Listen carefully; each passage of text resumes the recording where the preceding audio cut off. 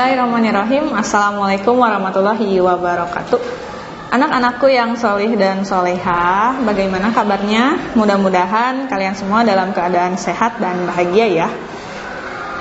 Simak dan tonton sampai habis. Jangan lupa juga dicatat setiap apa yang Ustazah katakan. Pada kesempatan kali ini Ustazah akan berbicara tentang Idul Fitri, sunah-sunah Idul Fitri, tata cara sholat Idul Fitri. Nah, oleh karena itu kita harus kenal dulu nih, apa itu Idul Fitri? Idul Fitri merupakan salah satu hari raya besar umat muslim yang dirayakan setiap tahun pada tanggal 1 Syawal. Ya, jadi Idul Fitri ini adalah perayaan yang setiap tahunnya kita rayakan. Tidak hanya dirayakan dengan kebahagiaan, keceriaan, dan sukacita, tapi kita rayakan juga dengan penuh amal-amal soleh dan amal-amal sunnah di dalamnya. Oleh karena itu, simak baik-baik ya setiap dari sunnah-sunnah Idul Fitri yang akan Ustazah bagikan. Yang pertama, sebelum kita hendak melaksanakan sholat Idul Fitri, kita diharuskan untuk mandi terlebih dahulu.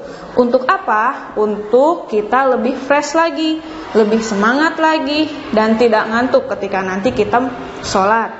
Setelah mandi, lalu kita langsung berhias diri, memakai pakaian terbaik. Pakaian terbaik di sini tidak selalu baru ya.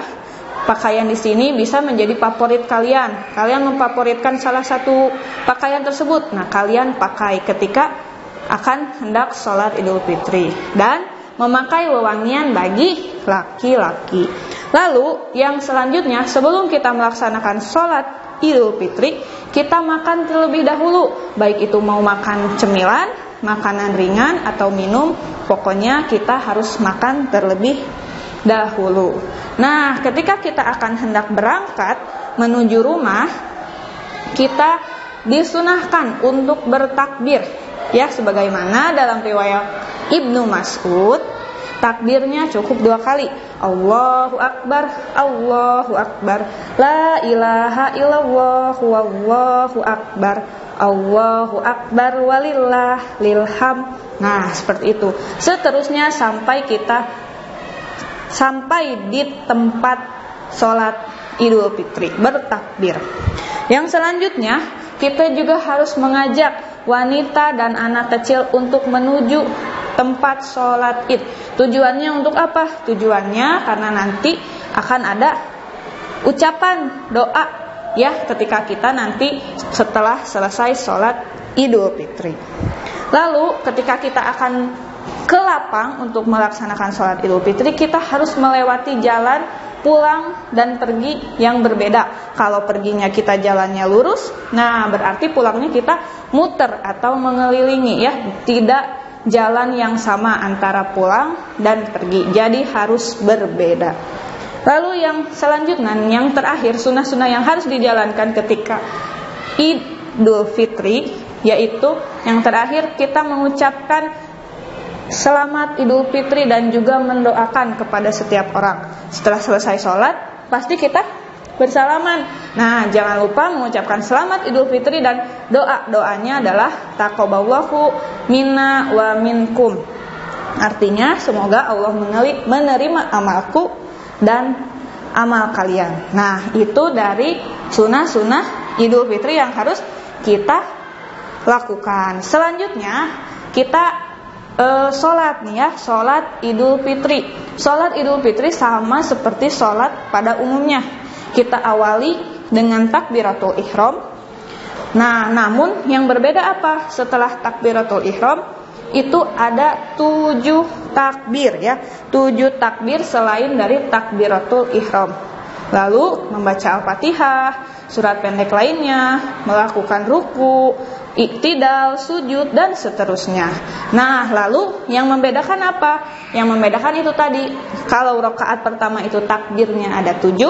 Nah, kalau rakaat yang kedua, ketika kita sudah bangkit dari sujud, melaksanakan rakaat yang kedua, takbirnya menjadi 5 kali takbir. Dan seterusnya kita melaksanakan gerakan sholat pada umumnya. Jadi yang membedakan hanya saat takbir, rakaat pertama dan rakaat yang kedua.